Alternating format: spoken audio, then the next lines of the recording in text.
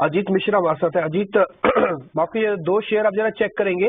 एक शेयर है HDFC AMC, इसके अंदर पोजीशंस काफी स्ट्रांग बनी है डेरिवेटिव्स में भी, और ये चार्ट के अकॉर्डिंग भी काफी ठीक लग रहा है। क्या आज या अगले 2-4 दिन के लिए HDFC AMC को रखना चाहिए क्या? Good morning Dimpy, good morning everyone. So yes, देखिए AMC स्टॉक में डिम्पी इनफैक्ट अगर HDFC AMC की बात करें तो दो चीजें हुई हैं इसमें। एक तो काफी लंबे करेक्टिव फेज के बाद इसमें एक इन्वर्टेड हेड एंड शोल्डर आपको एक वीकली चार्ट में नजर आएगा, जिसका ब्रेकआउट हुआ था हाल फिलहाल में। और दूसरी चीज इंपॉर्टेंट ये हुई है कि जो लॉन्ग टर्म एवरेजेस हैं उसको भी इसने क्रॉस किया है on the weekly chart, both 100 to 100। और as a disclosure we have recommended to our clients also. तो मुझे लगता है कि डेफिनेटली यहाँ पे आपको पोजिशंस बनानी चाहिए। अभी तो मेरे हिसाब से शुरुआत भी नहीं हुई है रिकवरी की, और ग्रेजुअली आपको दिखेगा स्टॉक में करीब 2600 तक के लेवल्स आते हुए, और जो अब 2200 का जोन है वो स्ट्रॉन्ग सपोर्ट से रेट करेगा। तो 2190 to be on the safer side वो आपका स्टॉप लॉस होना चाहिए, और आपको डेफिनेटली बने रहना चाहिए HDFC AMC में। ओके, HDFC AMC में बने रहने की अजीत की रिकमेंडेशन होगी। Insurance counters, insurance stocks, AMC stocks, इनमें मूव बना हुआ है, ये हम लगातार बात कर। लेकिन मॉर्निंग अजीत, आपके आज के और रिकमेंडेशंस क्या होंगी? आप कौन से सेक्टर्स पर बेट कर रहे हैं? Good morning Priyanka. सो देखिए, जिस तरीके की कल रिकवरी थी, दो चीजें बहुत क्लियर है कि मार्केट में एक चीज ये ट्रेंड हम देख रहे हैं काफी टाइम से कि ऑन एवरी करेक्टिव फेज कोई ना कोई इंडेक्स मेजर्स अक्रॉस सेक्टर्स आपको सपोर्ट करने के लिए आ जाता है। कल इट वॉज ऑटो, जहां पे कि काफी अच्छा ट्रैक्शन देखने को मिल रहा था एक काफी लंबे कंसोलिडेशन के बाद। अब M&M, TVS, iShares, इन सभी में आप देख रहे हैं। तो TVS में बेसिकली आप बाइंग पोजीशन देख सकते हैं, काफी स्ट्रॉन्ग, एक बहुत नैरो रेंज में पिवट फॉर्म हुआ है, और मुझे लगता है कि नियर टर्म में करीब 11-10 तक के टारगेट्स आपको देखने को मिल सकते हैं TVS में। तो यहाँ पे आप 1020 के स्टॉक के साथ लॉन्ग पोजीशन बना सकते हैं। दूसरा सेक्टर जो कि बैंकिंग के साथ काफी टाइम तक इसने मार्केट को होल्ड करने में हेल्प किया, इनफैक्ट स्ट्रेंथन भी किया है, FMCG। इसमें जो टॉप काउंटर्स हैं उनमें से एक है आपका HUL। तो HUL में भी देखिए एक ब्रॉडनिंग फॉर्मेशन में ये ट्रेड कर रहा है, और ऑलमोस्ट अपर बैंड के पास है। तो जिस तरीके से बाइंग इंटरेस्ट दिख रहा है, जिस तरीके से सिचुएशन पैन आउट हुई है कि एक शॉर्ट टर्म एवरेजेस के ऊपर एक बाइंग पिवट बना है, तो पॉसिबिलिटी ये है कि ये ब्रेकआउट बहुत जल्दी देखने को मिलेगा आपको इसमें। 2810 तक के लेवल्स में एंटिसिपेट कर रहा हूं मैं इन द नियर फ्यूचर। 2650 का आपका स्टॉप लॉस होगा। HUL बिल्कुल, इनफैक्ट ये जितने भी कंज्यूमर स्टॉक्स हैं, एक तो इनको क्रूड नीचे आने का बेनिफिट मिल रहा है, और रूरल मार्केट में ग्रीन शूट्स आ रही हैं।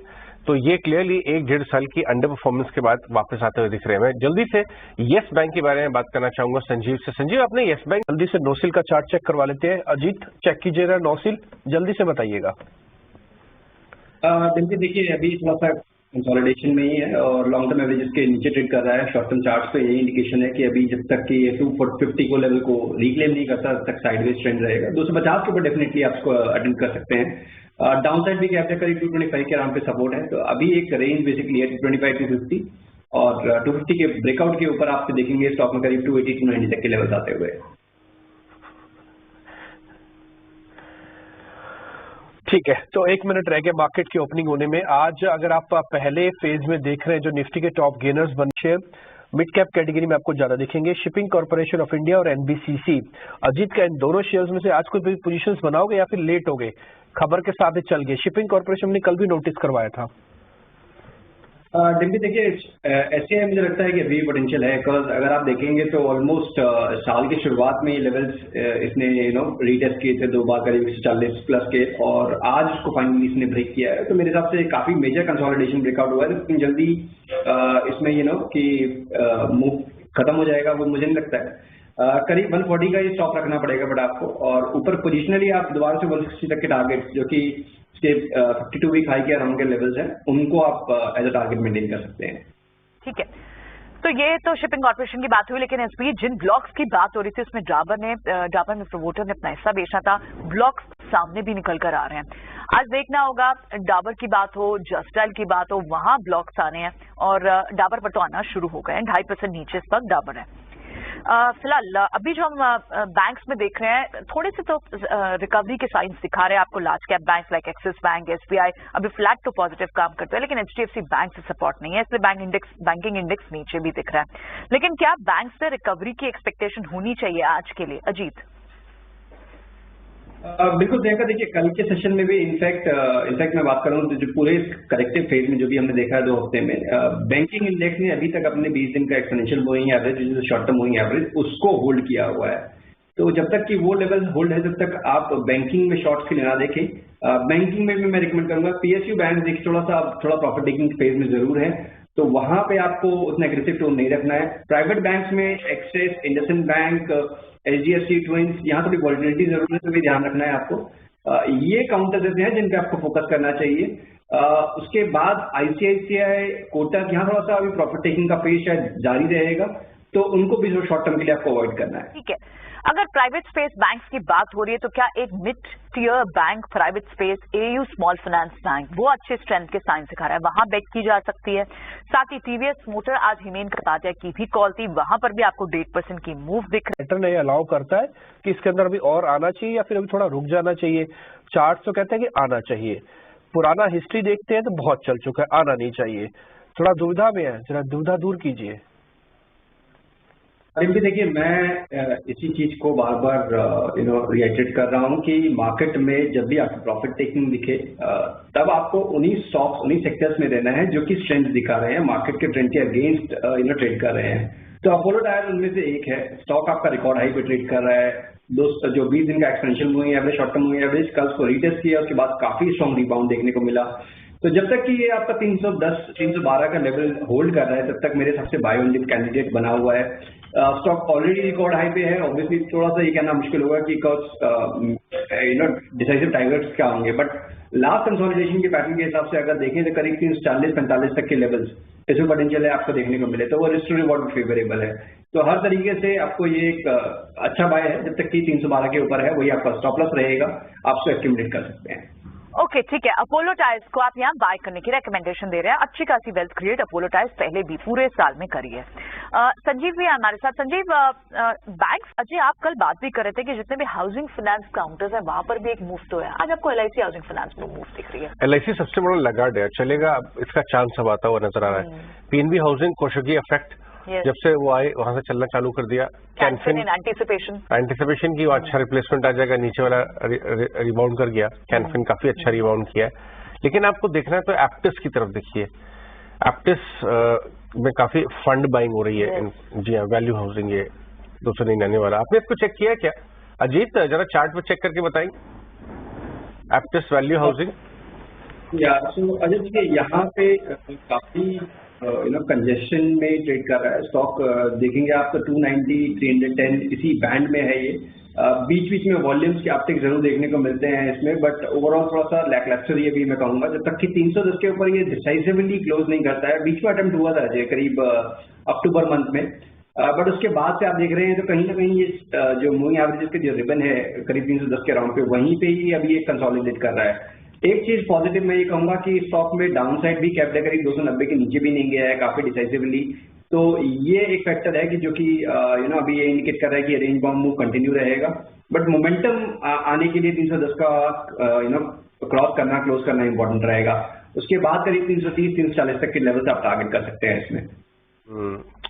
इनफैक्ट मार्केट में आईटी स्टॉक्स में फ्रेश सेलिंग आ रही है। इंटरडे, करंट इंटरडे दिखाइए, विप्रो, इन्फोसिस, टीसीएस। सुबह हमने आपको बताया था। डालमिया भारत का इंटरडे चार्ट लेके आइए, अजीत मिश्रा से एक बार चेक करेंगे। ये देखिए डेज हाई की तरफ है। आज आपको ये 1875, 80 के आसपास आराम से मिल रहा था, इस समय 1900 क्रॉस करता हुआ नजर आ रहा है। अजीत एक बार चार्ट चेक करेंगे इंटरडे के लिए। अगर मुझे सही लेवल पे एंट्री मिल गई है तो मैं क्या भाव पे एग्जिट करूं? बिल्कुल ऐसे देखिए आपको बने रहना चाहिए, और 19, 20, 25 का जोन है इंट्राडे के हिसाब से। मेरे हिसाब से शायद वो एक एरिया हर्डल की तरह कर सकता है, बिकॉज पिछले करीब 8-10 दिनों में 2 बार यहाँ पे उसने अटेम्प्ट किया है और उसके बाद थोड़ा प्रॉफिट टेकिंग देखने को मिली है। और क्योंकि मार्केट का ट्रेंड भी थोड़ा सा नेगेटिव साइड से ज्यादा प्रेशर दिख रहा है, तो उसके हिसाब से भी आपको थोड़ा सा कॉशन रखना चाहिए। और इंट्राडे के हिसाब से 1880 आपका स्टॉप लॉस होना चाहिए इस पोजीशन में, अगर आपके पास एग्जिस्टिंग लॉन्ग है तो। ठीक है, एग्जिस्टिंग लॉन्ग को कंटिन्यू करें आप। कुछ और स्टॉक्स भी हैं जो आज अच्छी स्ट्रेंथ दिखा रहे हैं, लाइक स्टॉक्स लाइक एमसीएक्स या फिर सन टीवी। गैस काउंटर्स में, एमजीएल में भी आज आपको स्टॉक स्पेसिफिक चुनाव करें। आ जाते हैं आगे। अब 1-2 शेयर और है लिस्ट में, जहां पे बड़े शेयर्स के कैटेगरी में एक एक मैक्स हेल्थ केयर एक शेयर जरा देखिए, इसके अंदर वॉल्यूम भी आया है और आज के लो से भी ऊपर आया और वीवीएम से भी ऊपर है मैक्स हेल्थ केयर। एक बार अजीत आप इस शेयर को चेक करेंगे क्या, मैक्स हेल्थ केयर? जैसे देखिए ये स्टॉक मैं भी काफी टाइम से इसको बहुत क्लोजली वॉच कर रहा हूँ। आप नोटिस करेंगे इसमें ब्रेकआउट आया है मंथ ऑफ सितंबर, एक ट्रायंगल पैटर्न से ब्रेकआउट आया था। उसके बाद इनिशियल मूव बना जो कि स्टॉक को रिकॉर्ड हाई से लेके गया करीब 475 प्लस जोन पे। वहां से इसने दोबारा से रिट्रेस किया है, बट इस पूरी रिट्रेसमेंट में आप देखेंगे तो 100 डेज एक्सपोनेंशियल मूविंग एवरेज को बहुत स्ट्रांगली होल्ड कर रहा है। तो जब तक मेरा टोन पॉजिटिव रहेगा, जब तक कि आप 415 को होल्ड कर रहे हैं और दोबारा से मोमेंटम इसमें आएगा जब 440 के लेवल आप ब्रेक करते हुए देखेंगे, तो डेफिनेटली यहाँ पे आपको बाय करना चाहिए बिकॉज टोन पॉजिटिव है और मोमेंटम का जस्ट वेट कर रहे हैं हम 415 के स्टॉप लॉस के साथ। 440 के ऊपर करीब 465 से लेकर 470 तक के टारगेट्स पोजीशन इसमें हम देखते हैं। ओके ठीक है। 16 दिसंबर से लेके अब तक एक शेयर के अंदर तो सिर्फ पिटाई हो रही है, उसका नाम है पॉलीकैब। एक बार इस शेयर को जरा वापस से लेके आइए और अटेम्प्ट हो रहा है रिकवरी का या और डेज लो की तरफ जा रहा है। डाबर का लो है 571, लगभग वहीं पे है, लेकिन अभी देखना ये है कि आगे आने वाले समय में कैसा बिहेव करता है। हमारे जितने पैनलिस्ट थे वो यही कह रहे थे कि अवॉइड करिए, जल्दीबाजी मत करिए इसको लेने की। तो ये एक कॉल डाबर पे निकल के आ रहा है। भारती को लेके आए डॉक्टर साहब, भारती में नई सेलिंग दिख रही है क्या? भारती एक अच्छे सपोर्ट जोन के बीच में जाता हुआ नजर आ रहा है क्या? अजीत जरा भारती का चार्ट देखिए, 830 पे लेंगे आप इसे? अजय देखिए, तो बाइंग की रिकमेंडेशन दूंगा बिकॉज काफी कंसिस्टेंट स्टॉक है। अगर आप देखेंगे टेलीकॉम स्पेस में अभी भी अपने इस रिकॉर्ड हाइज के पास है। सबसे इंपॉर्टेंट बात यह है जब मार्केट में करेक्शन होती है तो आप यहाँ पे कुछ खास मेजर डिक्लाइन दिखते नहीं है, मार्जिनली आपको रेंज बाउंड मूव दिखता है। तो यही इंडिकेशंस हैं अभी भी और हो सकता है शायद 820 तक के लेवल्स में टेस्ट करते हुए दिख जाए आपको। मेरे हिसाब से वही एक बाइंग अपॉर्चुनिटी होगी, करीब 50 डेज का एक्सपेंशन मूविंग एवरेज वहां पे आपका प्लेस है और उस केस में करीब 805 आपका स्टॉप लॉस रहेगा। दोबारा से इसमें आप देखेंगे ग्रेजुअली इसमें 850 855 तक के मूव आते हुए। ठीक है, और राइट, लेकिन इस बीच आप रिकवरी देखेंगे तो आपको बैंक्स में एक्सिस बैंक, स्टेट बैंक और अल्ट्राटेक सीमेंट, वहां कुछ रिकवरी तो अटेम्प्ट होती हुई दिख रही है। क्या आज सीमेंट स्पेस से अल्ट्राटेक सीमेंट पर बेट किया जा सकता है अजीत? देखिए प्रियंका, अल्ट्राटेक और Dalmia almost similar kind of structure देखेंगे आप कि एक लोज बने थे in the month of June, उसके बाद वहां से आप देख रहे हैं कि base formation higher base form हो रहे हैं। लास्ट बेस करीब 6000 पे और अब जो बेस बन रहा है वो प्रीवियस स्विंग हाई 7,000 के ऊपर करीब आप देख रहे हैं इसमें बेस बनते हुए। तो डेफिनेटली यहाँ पे आपको एक्यूमुलेट करना चाहिए, आपको वन गो पे बाय ना करें बिकॉज मार्केट का सिनेरियो देखते हुए थोड़ा बहुत आपको लुक शॉप देखने को मिल सकते हैं। तो 7000 से लेकर 6900 के बीच में आप उसको बाय करें। 6850 आपका स्टॉप लॉस रहेगा और नेक्स्ट स्विंग में करीब 7250 7300 तक के टारगेट आपको देखने को मिल सकते हैं। स्टॉक्स में आज भी थोड़ी आउट परफॉर्मेंस ही दिख रही है, जेके पेपर को देखिए। खैर आगे बढ़ते, एक शेयर बस में और पता करना, उसके बाद फिर हम चर्चा को आगे बढ़ा देंगे। कोटक महिंद्रा बैंक, क्या ये आउट परफॉर्मेंस दिखा सकता है क्या? अजीत आपसे सवाल। डिम्पी देखिए, यही एक स्टॉक है प्राइवेट बैंकिंग स्पेस में जिसने की रेंज पकड़ रखी है और खासतौर से मल्टीपल अटेम्प्ट हो चुके हैं 1980-85 के जोन को ब्रेक करने के, बट वो क्रॉस नहीं कर पा रहा है।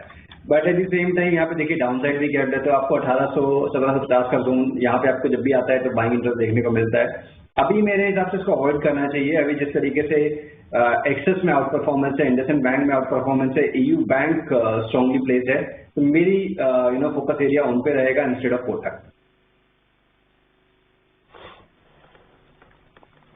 ओके ठीक है। खैर इस साल को हम बाय बाय कर रहे हैं, 2022 को, 2023 का आगाज हो रहा है, लेकिन जरा उसके चार्ट को लेके आइए। उन्होंने एक बड़ी डीमर्जर अनाउंस की है, उसके बाद स्टॉक में फॉलो अप बाइंग नहीं आई। हमारे साथ हमारे पैनलिस्ट तो जुड़े हुए, एक बार चार्ट से समझते हैं।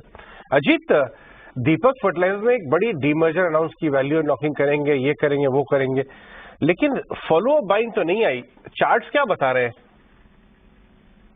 अजय देखिए, स्ट्रॉन्ग मूव रहा था इसमें, जो पास में आप देखेंगे कि करीब 2020 में ही आपको डबल डिजिट में या फिर 1050 तक के लेवल्स। तो अब ये कहीं ना कहीं थोड़ा सा देखिए जो इंडिकेशन यही है कि ये थोड़ा कूल डाउन का फेज है और ये पॉजिटिव न्यूज भी शायद इसको अभी ना और रिस्पाइट दे पाए, जो कि शायद शॉर्ट टर्म में आप एंटिसिपेट कर रहे हो।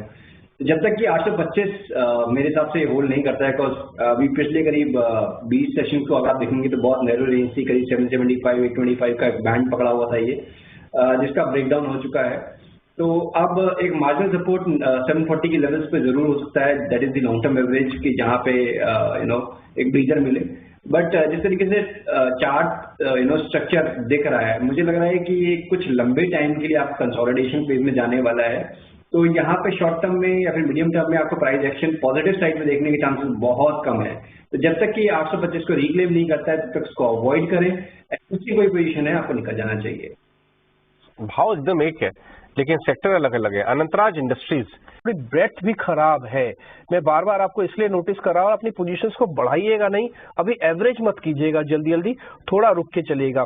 जो शेयर्स खराब हो रहे हैं जरा उसके बारे में अब चर्चा करते हैं। एक शेयर है हिंडाल्को, पिछले 2-3 दिन से पुल बैक लगता था अजीत, लेकिन ये फिर से कमजोर हो रहा है। एक बार जरा चेक कीजिए हिंडाल्को।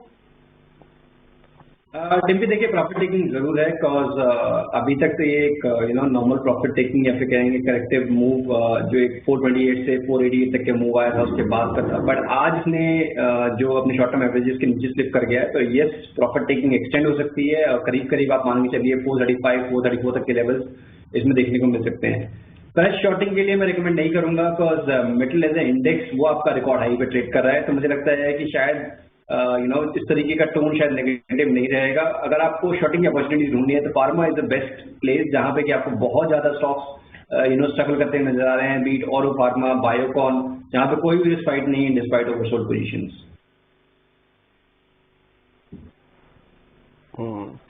बड़ी हैरानी की बात है कि मार्केट के अंदर गिरावट हो रही है और एक्सपर्ट्स ये कह रहे हैं कि फार्मा को ही और बेचा जा सकता है।